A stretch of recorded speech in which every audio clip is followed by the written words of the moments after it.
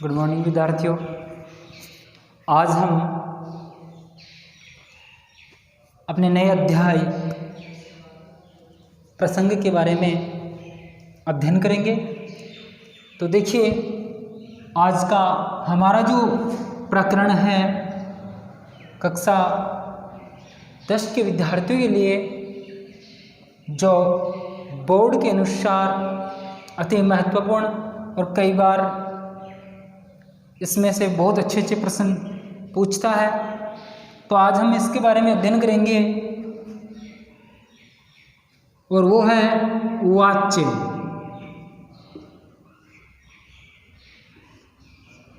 देखिए, वाच्य क्या है। वाच्य को हम अंग्रेजी में वॉइस भी कहते हैं। वाच्य के बारे में हम जानेंगे। तो देखिए, सबसे पहले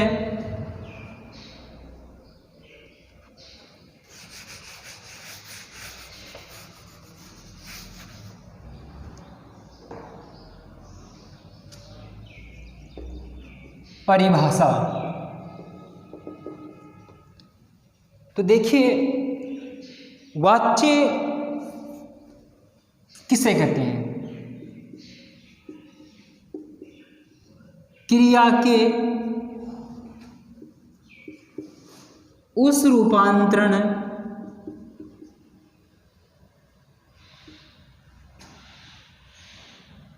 देखिए, क्रिया के उस रूपांतरण को वाच्य कहते हैं, जिससे यह पता चले कि वाक्य में कर्ता कर्म भाव में से किसकी प्रधानता है। देखिए, इसको हम समझेंगे। पहले परिभाषा के अंदर हम सामान्य परिभाषा है, वो किताब से रटी हुई वो चीज ने हमें सिर्फ समझने के लिए एक परिभाषा की रचना की है, और वो यह है कि क्रिया के उस रूपांतर को वाच्य कहते हैं जिसके द्वारा हमें यह पता चले कि वाक्य में कर्ता कर्म और भाव इनमें से किसकी प्रधानता है। वाक्य होगा और वाक्य में से यह तय करेगा कि किसकी प्रधानता है। कौन तय करेगा? क्रिया। तो वाक्य में कर्ता कर्म और भाव तीनों में से किसकी प्रधानता है,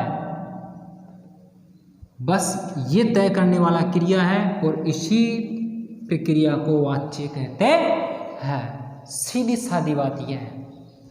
उदाहरण के तौर पर देखते हैं। तो देखिए,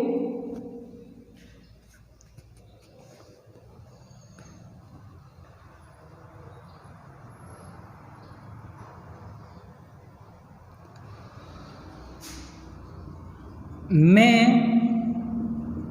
पुस्तक पढ़ता हूँ।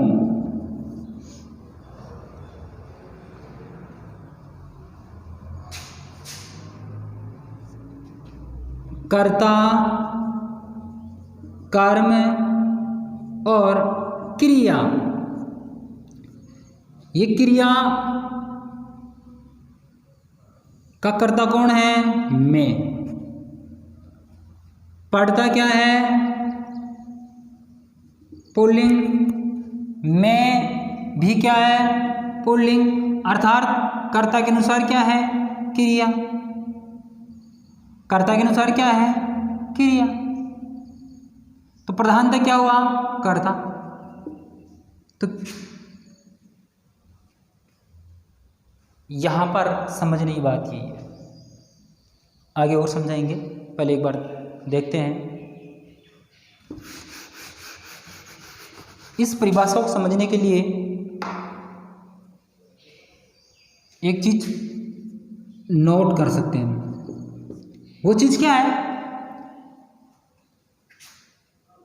कि जो हमारी क्रिया है, काफी दिनों से हम जो है क्रिया के विषय के बारे में हम पढ़ते जा रहे हैं, और जो है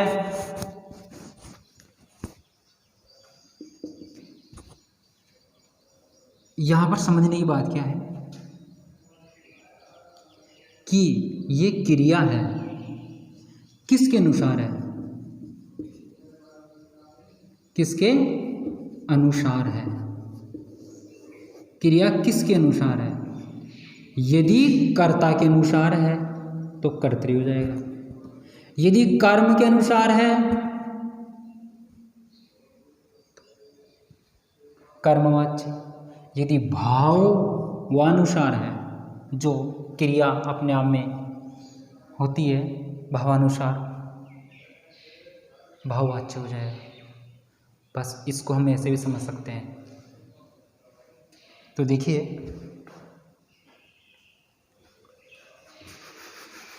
कहने का मतलब यह है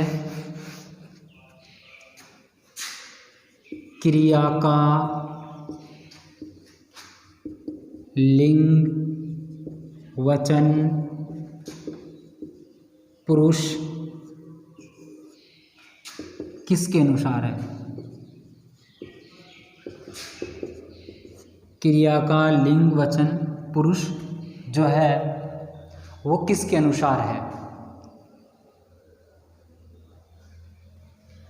कि देखो, बस बात यही है इस वाक्य के अंतर्गत कि क्रिया का लिंग, वचन और पुरुष यदि कर्ता के अनुसार है तो कर्तृवाच्य, और यदि कर्म के अनुसार है तो कर्मवाच्य, और यदि भाव के अनुसार है तो भाववाच्य हो जाएगा। बस समझने की मूल बात यही है। मेन जो फोकस करना है, हमें ध्यान आकर्षित करना है, वो क्रिया का लिंग क्या है, वचन क्या है और पुरुष क्या है। बस ये तय करते हैं कि कर्ता है कर्मवाच्य या भाववाच्य, किसके अनुसार है। बस इनमें से किसके अनुसार है, जिसके अनुसार है वही हो जाएगा। चलो आगे चलते हैं। तो देखिए, इसी के अनुकूल हम आगे देखते हैं। वाच्य, वाच्य मुख्य रूप से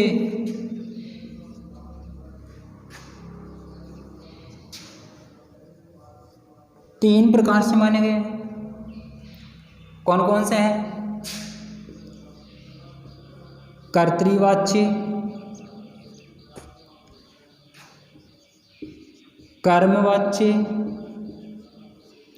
और तीसरा है भाववाच्य।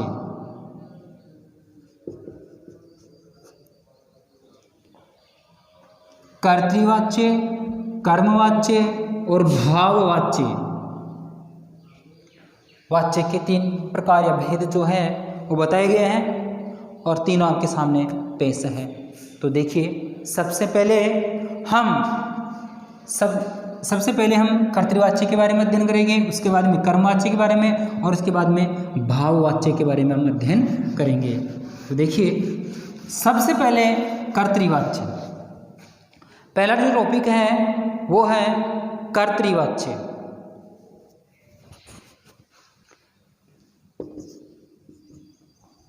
देखो, कर्तृवाच्य से आशय क्या है? क्रिया का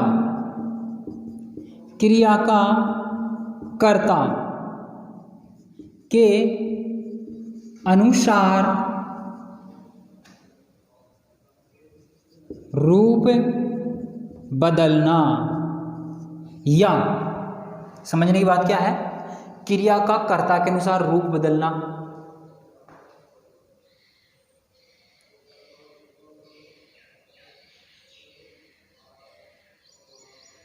या इसको हम ये भी कह सकते हैं, बात तो वही है, ऐसे भी कह सकते हैं, क्रिया का कर्ता के लिंग वचन पुरुष के अनुसार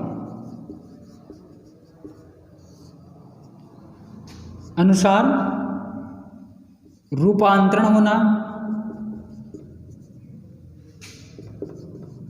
होना या रूप होना एक ही बात है,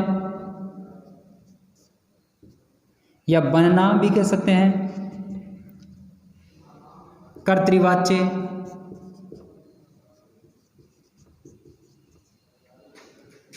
कहते हैं। समझने की बात क्या है, हमारा ये कर्ता है, इस कर्ता के अनुसार क्रिया होगी, कर्ता के अनुसार क्या होगी, क्रिया होगी। ये भी हम कह सकते हैं, कर्ता जिस पुरुष वचन और लिंग जितने नंबर का ये होगा उतने नंबर की क्या होगी, क्रिया। ये कर्तृवाच्य कहलाएगा। कर्ता के अनुसार क्या होगी, क्रिया होगी, तो कर्तृवाच्य हो जाएगा। क्रिया का कर्ता के अनुसार रूप बदलना, बात वही है, और ये बात भी वही सिद्ध होती है कि क्रिया का कर्ता के लिंग वचन पुरुष के अनुसार जो है रूपांतरण होना, अर्थात बदल जाना।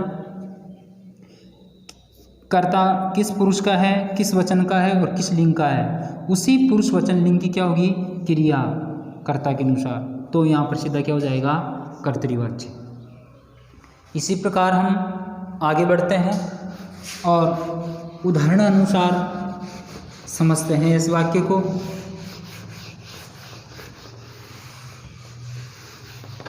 देखिए,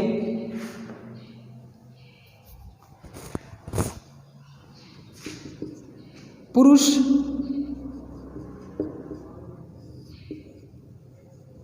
टहलता है, पुरुष टहलता है, ये एक छोटा सा वाक्य है। आगे देखते हैं, स्त्री टहलती है। ये दो वाक्य आपके सामने है और दोनों ही एक बार आप थोड़ा सा दिमाग और लगाने की प्रयास करें, क्या होगा।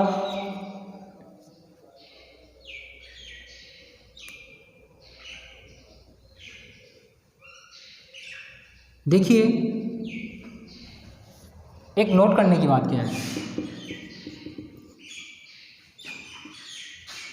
क्रिया का प्रधान, ये आप अपनी कॉपी में नोट करें, विषय क्या है, इसका जो उत्तर आएगा इसका आंसर हो जाए। क्रिया का प्रधान विषय क्या है, देखिए पहला है, दूसरा वाक्य सेम वाक्य है। टहलना यहाँ पर क्या है, क्रिया है। टहलना ये भी क्या है, यहाँ पर क्रिया है, ठीक है। यहाँ पर ये जो क्या है, पुरुष अर्थात पुल्लिंग है। यहाँ पर क्या है, स्त्री, ये क्या है, स्त्रीलिंग है, सीधा सीधा है। तो पुरुष पुल्लिंग है, टहलता भी क्या है, पुल्लिंग है। टहलता भी क्या है, पुल्लिंग है, अर्थात पुरुष ये जो करता है, कर्ता के अनुसार क्या है, क्रिया है। यहाँ पर देखिए, यहाँ स्त्रीलिंग है, कर्ता कौन है, स्त्री, महिला, और ये कर्ता है, स्त्रीलिंग का रूप है, तो क्रिया भी किसका रूप है, स्त्रीलिंग का रूप है, टहलती। और यहाँ पर टहलता ये पुल्लिंग है और ये स्त्रीलिंग है। तो यहाँ स्त्रीलिंग के अनुसार स्त्रीलिंग है, पुल्लिंग के अनुसार पुल्लिंग है। यही क्या है, कर्तृवाच्य। टहलना क्रिया है किसके अनुसार है? कर्ता के अनुसार। टहलती क्रिया है किसके अनुसार है? कर्ता। तो ये बात सिद्ध होती है कि क्रिया का प्रधान विषय क्या है? इसका प्रधान विषय है कर्ता। इसका प्रधान विषय क्या हुआ? कर्ता। तो कौन सा वाच्य हो जाएगा? कर्तृवाच्य। कौन सा वाच्य हो जाएगा? कर्तृवाच्य।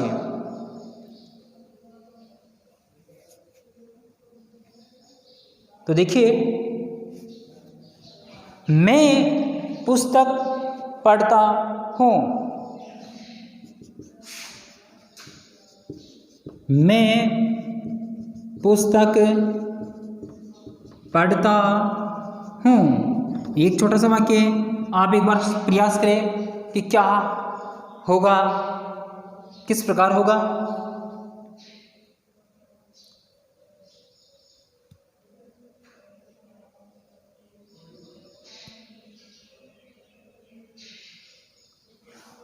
देखिए, इसमें क्रिया क्या है? पढ़ना, सीधा सा है।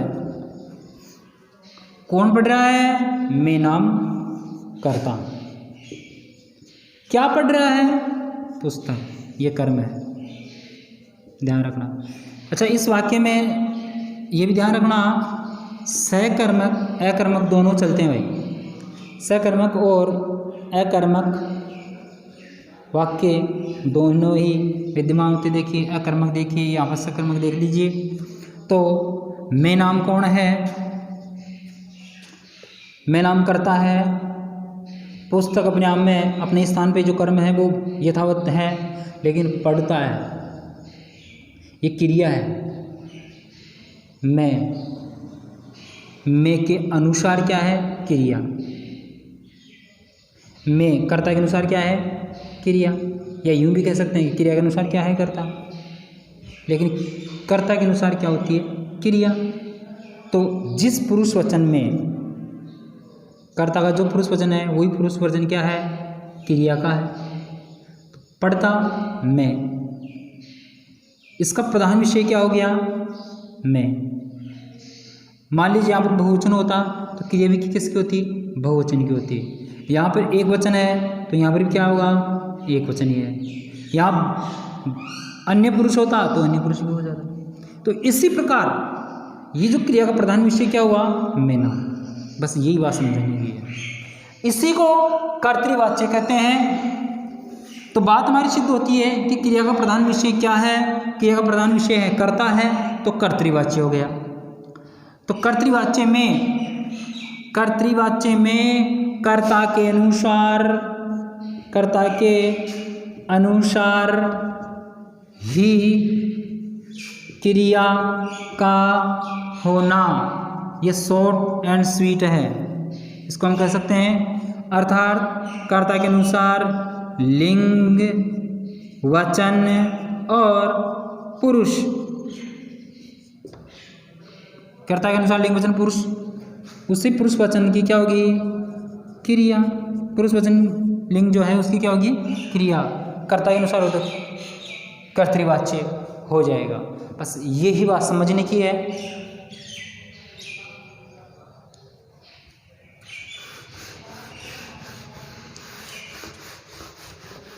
देखिए, सबसे इसको मूल भाषा में मैं आपको समझाना चाहूँ तो एक शब्द या लाइन के अंदर मैं कह दूँ तो बहुत अच्छा रहेगा। वो ये मैंने ऊपर समझा दी है। तीनों चीज़ हम पढ़ने जा रहे हैं।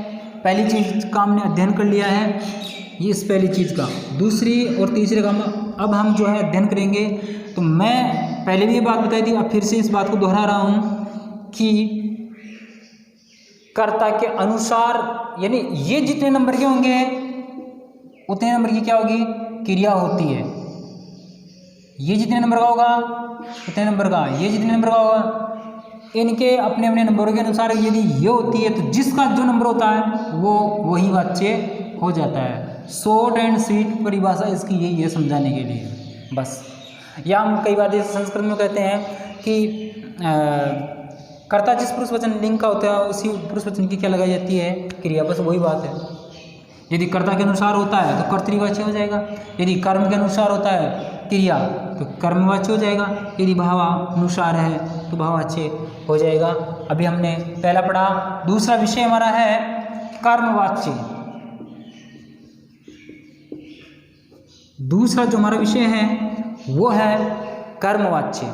देखिए वही बात है जो मैंने पहले बताई थी,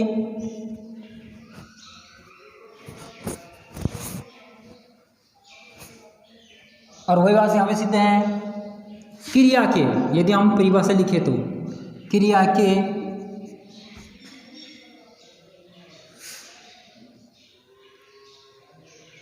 के कर्म के अनुसार हम अपनी भाषा में लिख रहे हैं। आप कहीं किताब अनुसार या पुस्तक अनुसार देखें, हमारी खुद की लैंग्वेज के अंदर पढ़ेंगे तो स्थायीकरण अधिक होगा। और रटन विद्या वो एक अलग चीज़ है। क्रिया का, ये भी हम कह सकते हैं, क्रिया का कर्म के अनुसार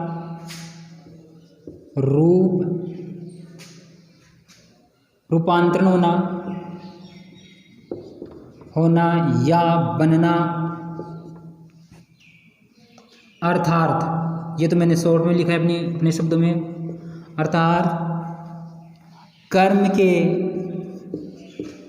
वचन, लिंग और पुरुष के अनुसार क्रिया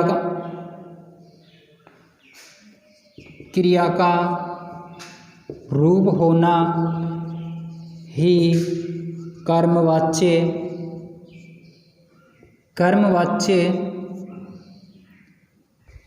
कहलाता है, या कहते हैं, ये भी हो सकता है। तो कुल में की बात क्या है कि क्रिया का कर्म के अनुसार होना। किसके अनुसार होना? कर्म के अनुसार। रूपांतरण होना अर्थात क्रिया का कर्म के अनुसार बनना, बात एक ही है। अब कर्म का जो वचन होगा, लिंग होगा, पुरुष होगा, यही बात मैं काफ़ी देर से दोहरा रहा हूँ। क्रिया का रूप होना ही कर्मवाच्य कहलाता है। तो देखिए, तो एक चीज और है, ये अधिकांश है, अपवाद अलग होते हैं। अधिकांशतः है ये वाक्य क्या होते हैं? सकर्मक होते हैं, अर्थात सकर्मक क्रिया से ही बनते हैं, सकर्मक क्रिया से ही बनते हैं। अपवाद अभी मैंने कहा वो एक। तो देखिए,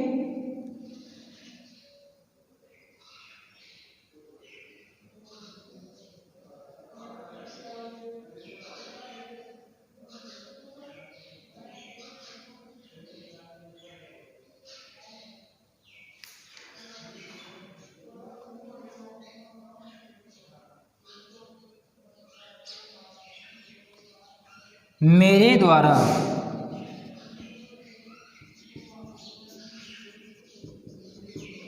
पुस्तक पढ़ी जाती है। एक बार हम इसको देखते हैं।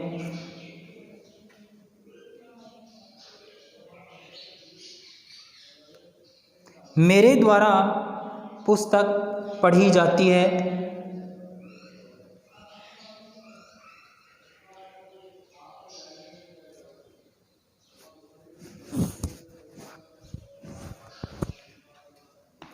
मेरे द्वारा, के द्वारा पढ़ी जाती है। पढ़ना मूल क्रिया है, सही क्रिया है, मूल क्रिया है। और पढ़ी जाती है, ये किसका बोध करा रहा है? स्त्रीलिंग। यहाँ पर क्या है? मेरे द्वारा। जबकि इसका पढ़ी जाती है, क्या पढ़ी जाती है? पुस्तक। मेरे द्वारा, द्वारा ये अलग है। पढ़ी जाती है इसका प्रधान विषय क्या हो रहा है? पुस्तक। इसका प्रधान विषय क्या हो रहा है? पुस्तक। मान लीजिए इसी वाक्य को हम ऐसे लिखें, यदि हम इसी वाक्य को लिखें,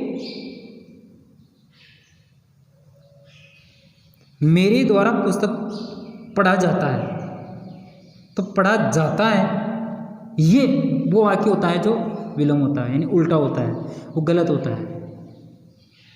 तो मेरे द्वारा पुस्तक पढ़ी जाती है, प्रधान विषय क्या हुआ? पुस्तक। तथा पुस्तक क्या है? कर्म है। पुस्तक क्या है? कर्म है। तो कर्म के अनुसार क्या है? क्रिया। कर्म के अनुसार क्या है? क्रिया।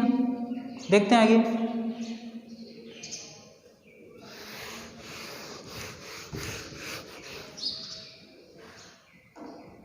देखो, पुस्तक पढ़ी गई। छोटा सा वाक्य और देख लो, इससे और समझ लो आप। पुस्तक पढ़ी गई। पढ़ना क्या है? क्रिया। ध्यान से समझ लो, पढ़ना क्या है? क्रिया। क्या पढ़ी गई साहब? पुस्तक। क्या पढ़ी गई? पुस्तक पढ़ी गई। ये इसकी सहायक है। पढ़ी, ये क्या है? कर्म। पढ़ना क्रिया, गई सहायक क्रिया। पढ़ीर गई, पढ़ना, पढ़ी गई। ये एक है, यानी एक रूप है इसका। स्त्रीलिंग, स्त्रीलिंग, स्त्रीलिंग एक ही चीज़ है, अर्थात इसको हम क्या कहेंगे? एक ही लिंग, वचन और पुरुष यहाँ पर है। देखिए, पुस्तक पढ़ी गई, तो प्रधान विषय पुस्तक पढ़ना, वही एक ही लिंग है, वचन है और पुरुष है। इसलिए देखो, पढ़ी गई, पढ़ी गई, पढ़ा गया, पुस्तक पढ़ा गया, यदि ये होता तो वो गलत होता। पुस्तक पढ़ी गई एक ही चीज़ है, तो इसको हम क्या कहेंगे? कर्म, यानी कर्म के अनुसार क्रिया हो रही है।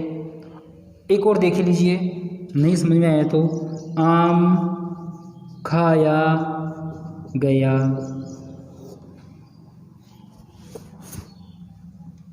देखो, खाया और गया वही बात है। खाया और गया एक ही लिंग, वचन, पुरुष का बोध करा रहा है। तो बस ये चीज़ समझने की बात ये है, कर्म के अनुसार वचन, लिंग और पुरुष यदि क्रिया होती है तो वहाँ पर कर्मवाच्य होता है। तो देखिए, आगे चलते हैं और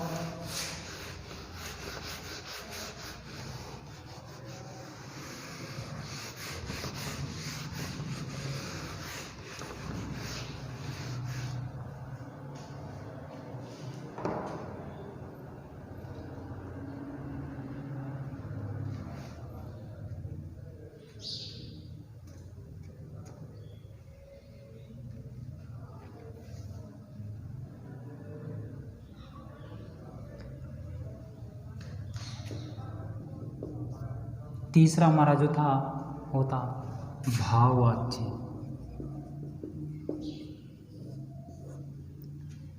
दोनों चीज़ हमने पढ़ ली है, तीसरी चीज़ हम पढ़ने जा रहे हैं। तो देखिए, भाववाच्य क्या है? भाववाच्य होता है क्रिया का वह रूपांतरण, भाववाच्य कहलाता है जिसमें वाक्य में भाव या क्रिया का प्रधानता का बोध हो। क्रिया का वह रूप, क्रिया का वह रूपांतरण भाववाच्य कहलाता है। क्रिया का, देखिए, वह जो रूपांतरण होता है वो भाववाच्य कहलाता है, जिसमें वाक्य में,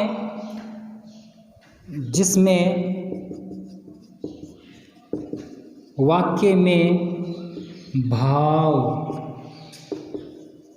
क्रिया की प्रधानता, ये इन्वर्टेड कॉमास में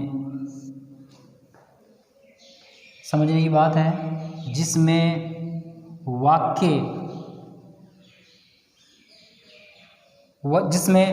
में भाव की, इसमें वाक्य में भाव की या क्रिया की, या भी कह सकते हैं हम, या क्रिया की प्रधानता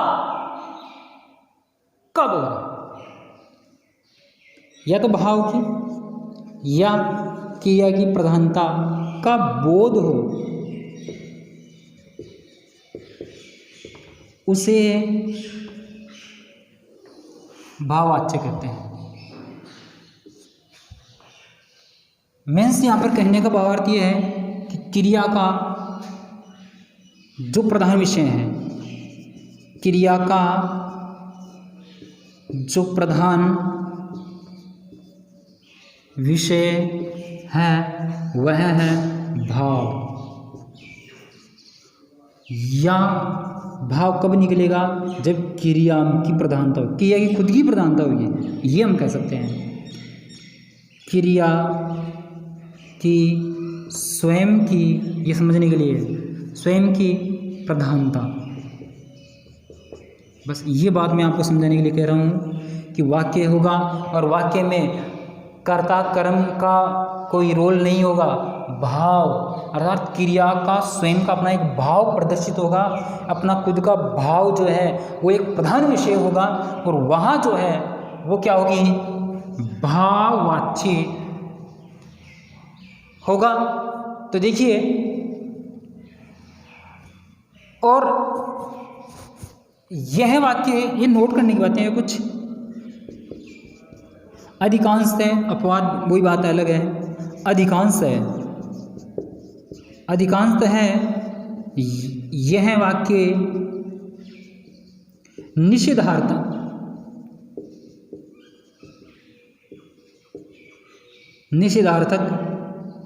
होते हैं, या निषेधात्मक भी कह सकते हैं,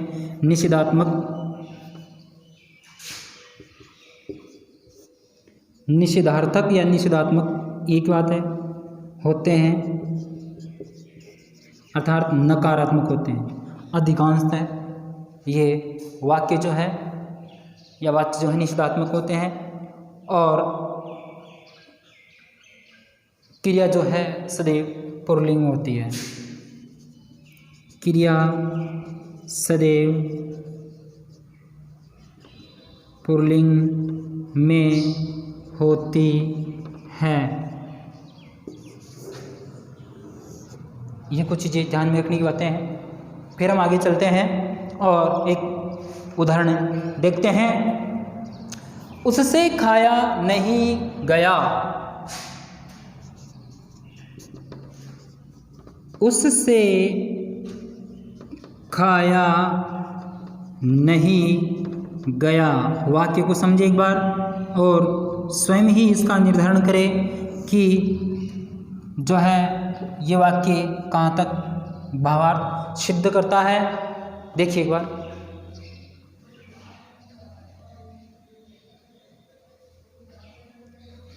तो देखिए उससे खाया नहीं गया, नकारात्मक वाक्य आ गया, खाया और गया उससे कर्ता की ओर इशारा कर रहा है। खाना भाव सिद्ध कर रहा है, नकारात्मक निषेधात्मक वाक्य हो गया, खाया और गया, ये एक ही लिंग वचन और पुरुष है। ठीक है, सॉरी मैं ये कहना चाहता हूँ लिंग वचन पुरुष है, ये बात तो ठीक है, लेकिन मूल विषय क्या है, इसका निषेधात्मक वाक्य है और एक भाव क्या है इसका क्रिया का। देखो, नहीं खाया नहीं गया, ये भाव प्रदर्शित कर रहा है।